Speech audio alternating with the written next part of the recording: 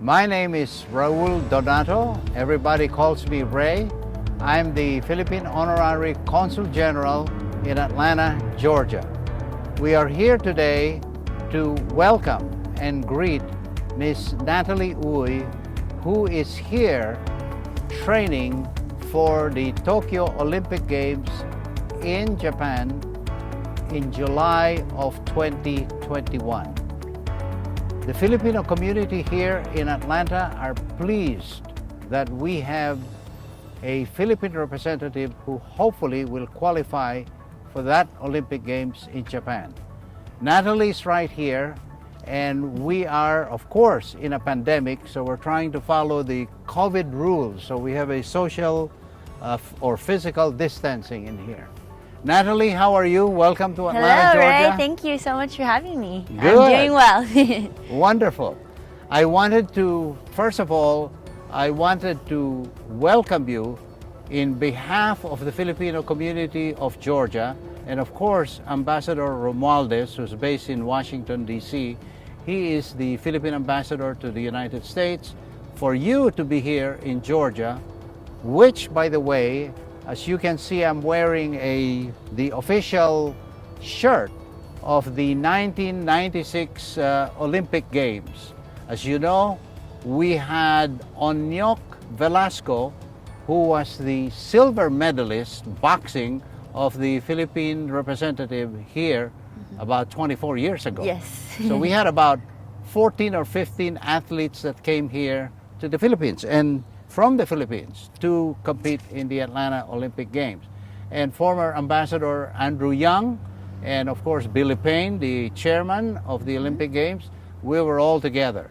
And I was nominated at that time as the Philippine Olympic Attaché. So there's a lot of nostalgia going on in here.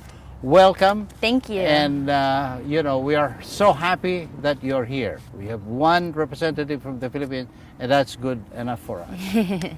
I would like to ask you, tell us first about yourself. Yeah. Tell me where you were born, how did you represent the Philippines, and things like that. Yeah, Please. of course. So, like Ray said, my name is Natalie Uy, and I'm originally from Dayton, Ohio. My father was born and raised in the Philippines, and my mother is American. So I started pole vaulting at the age of 17 and just fell in love with the sport. I was able to continue pole vaulting as I went to college, and with pole vault, things have continued to open up, and I was able to get my Filipino citizenship, and now I'm able to compete for the Philippines. So it's been a wild ride so far, and it's been absolutely incredible, and nothing I could ever imagine that pole vaulting would bring me here, connecting to my roots and representing my father's country and my country. And I understand, Natalie, that you awarded the gold medal in the Southeast Asian Games in the Philippines, I think in 2019. Yes. And if I'm not mistaken, you were also awarded a bronze medal at the Doha, Qatar Asian Games. Could you tell us about that? Yeah. Yes, Ray. So I did have the chance to represent the Philippines in the Southeast Asian Games and the Asian Championships, like you said. The Asian Championships was earlier on in the year in March, and it was my first time representing the Philippines in a major competition. So it was really nerve-wracking, but it was an absolutely incredible experience, just getting to see all of these high-level athletes in one of the best stadiums in the world. It was an absolutely incredible experience. But then to go on top of that was the Southeast Asian Games, and they had built a brand new stadium in the Philippines in New Clark City, and having the support of the Filipino people with the stands absolutely filled, everyone screaming your name, was an incredible experience. So yeah, those are definitely competitions I'll never forget, and I look forward to continue to represent the Philippines. Well, how did you feel when you found out that you got the gold? Was Yeah, that well, a feeling of exhileration? Yes, Or tell us about a little yeah, bit it about was- that, your emotions and all that. it Is was that your absolutely first gold exhilarating. medal? Yes. Yeah. And my first gold medal of that caliber, where the cameras are on you every single second, and the whole crowd is screaming once you go up to the line, and just to know that I was able to represent my country well, and to represent them in the best way possible was absolutely exhilarating, to be honest. Yeah. Were you nervous? Yeah. When you were running the track? I was nervous going out there and having so many people and just the build up as well. You know, you're doing interviews up until then. People are asking how you think you're going to do, but at the end of the day, it's just you and the track. It's you and your poles. It's you and the mat. And so just to get into that mindset where it's, you know, there's all these outside factors, but at the end of the day, it's you and yourself. So it was really nerve-wracking because you have to trust yourself, you have to trust your training, trust your coach, and to be at that caliber and having that many people watching and people expecting things of you, it does really make you nervous, but you have to enjoy the process at the same time. So I tried to just make sure I had a little bit of nerve, made sure to use the nerves and kind of combine them with the exciting feelings, but just using them to motivate me more. And on a scale of 1 to 10, when you were preparing to run up to do the vault, what was the scale of nervousness or anxiety? I'm just curious, on a scale of 1 to 10. 10 being very nervous, 5 being middle nervous, you know, just for my own sake. Well, honestly, as you're preparing for the competition, you're warming up, you see the stadium, I think I feel more nerves then than when I'm actually at the start line, you know, starting with my pole. Because at the end of the day, pole vault is the same. You know, it's you, yourself, and the mat, the pole. So you do feel nervous, but if you have trained yourself well enough and you feel confident in what you're doing, at the end of the day, it's the same thing. You have to use your nerves, but just make sure that they don't overtake you. So I would say I had way more nerves than in practice. I can imagine. But yes, I was able to harness them. And Natalie, how long will you be training in the Atlanta area? And then why was Atlanta selected? Could you tell us the process on that? So to answer your first question, I will be training in Atlanta for, I'm not sure yet. So I will be training up until the Tokyo Olympics, and then the Southeast Asian Games are the following December. And so I will definitely be competing in those, and just kind of depending on how the year goes and if I'm improving, if I'm still enjoying it. You have to enjoy it. So if things continue to go well, I will continue to pole vault for, who knows, the next couple years or the year after the Olympics. It's kind of undecided yet. I think I'll just take it a year at a time and see where it takes me. And then to answer your second question, I chose Atlanta because I'm working with one of the best coaches in the game, to be honest. He is a 2-time world champion. He held the American record, and he's a 2-time Olympian.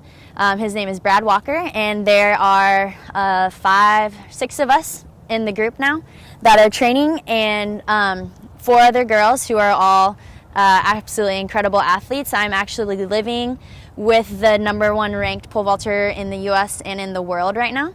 And so to be amongst these type of training partners is what you need if you want to go to the Olympics. You need to push in every single practice, every single warm-up drill. You're trying to compete almost. You're trying to get to their level. You're trying to push yourself. And so this was the best option in order for me to get that type of training. And what are your immediate aspirations right now? Of course, you're going to be hopefully qualifying for the Olympics. And then if you do qualify for the Olympics, then off to Tokyo and more training. Is this really how you see it coming along in the next few months? So I will continue training. Right now I'm in my preseason and my base training, kind of conditioning type of thing. And I will continue training and start to compete late December and January, and hopefully we'll be jumping high enough to get the Olympic standard and get in that top 32 ranking by that time. And I'll continue to compete outdoor season in March and April, May, and continuing throughout June up into the Olympics, just trying to reach that mark. And what happens when you get to the Olympics? What are your goals? Of course, everybody wants a medal, but what do you think you want to do? You want to aim for the high? At least, I mean, representing the Philippines is good enough at that particular point. But what are your, really, what is in your mind? What do you want to get in the Olympics in Tokyo? Yeah, when I'm at the Olympics, I want to jump as high as I possibly can. I want to jump a personal record at the Olympics would actually be my dream. And so whether that hopefully will get me to the Olympic final, and if that will get me a medal, that would be incredible. But I want to have the performance of my life when I'm at the Olympics. That's great. That's great. And let me ask you another question. Besides your already successful career, what would you like to do after you Afterwards. finish your sports, career? Yeah. Let me put it that way. Do you have any idea? Please let us know. Yeah, well, the options are wide open. I have thoughts of going back to school. I've played with the idea of occupational therapy, and now I'm playing with the idea of international business and continuing to travel. One of the big reasons I love pole vaulting is the travel aspect. I love seeing different cultures, understanding them. I love language. I've studied Spanish, and so if I can continue traveling, that would be the goal. Natalie, tell us about the pole, how it works, how do you, basically run so quickly, stick the pole, lift yourself up to a really high area that will propel you to the heavens, so to speak. Please tell us how that works. Yeah, pretty much, basically. So there are two different types of poles. There are poles made of fiberglass and there are poles made of carbon fiber. There are some that are a mix of them. So poles can be a bunch of different lengths. They can go anywhere from 10 feet long to 16, 17 feet long, actually. So usually hold near the top. And the pole actually has a bend to it. And so you push down on it, see how it moves here? And so you want to make sure when you put the pole in the ground, that part is actually bending. So you bend the pole, get upside down, and fling yourself up with it. So you start with it up. Actually, I'll demonstrate. Start with it up here, and you run, and you gradually lower it down. Boom, shove it up. And that's when you bend and you put all of your energy into it. Good heavens. That is something. That's a feat. Yeah, it's so fun though. And how do you like living in Georgia so Oh my far? goodness. I mean, you've been here a few months. Yeah. Yes, I love it. What I'm really excited for is the winter because I'm from Ohio. I went to school in Michigan and it's really cold in the winter, so I'm very excited for the more mild winter. Atlanta as a city is absolutely incredible. It's so fun. Going downtown, visiting the different places, just seeing the different historical places such as the battlefield, and just getting to know a new state is really awesome. Natalie, what are the challenges that you're facing during your extensive training program trying to qualify for the Olympics? Yeah, so training is pretty intensive. Depending on the time, it can be anywhere from 2 to 4 hours a day, sometimes separate sessions. And of course, we're driving to different places, making sure we're at the correct location. We're here, at the track for a certain type of workout, but then we have to drive to a weight room for a different type of workout. And then of course, there's always injuries. Right now, I'm fighting a couple injuries. And so when I get home, it's not just relaxing and unwinding from the day. It's doing extra rehab, it's icing, it's doing, contrasting baths and all of these different things just to make sure that your body is right at this time. And then of course making sure you're eating right and sleep, when you're in college and you're not really focusing as much on how your body's feeling.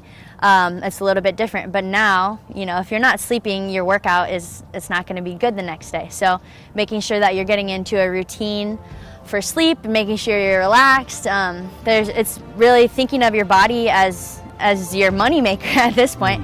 My coach likes to describe treating your body like a race car. You have to make sure you're taking care of all of its parts. And so kind of getting into that mindset of really taking care of the thing that's getting you to hopefully where you want to go. Natalie, I think in view of what we've heard, I think you're on your way to the Tokyo Olympic Games in 2021. And in behalf of the Filipino-American community here, in behalf of Ambassador Romualdez in Washington, D.C., and basically the whole country of the Philippines is going to be rooting for you. Thank you. We would like to wish you all the luck in the world. And by the way, next month, in October, this coming October, Governor Brian Kemp, the governor of Georgia, proclaimed October as the Filipino-American History Month. So we are enthralled that you are here representing the Philippines. And again, we welcome you and we hope that you will achieve all the things that you want to achieve, especially, of course, qualifying for the Olympic Games in Tokyo in 2021. Thank you. Thanks for having me.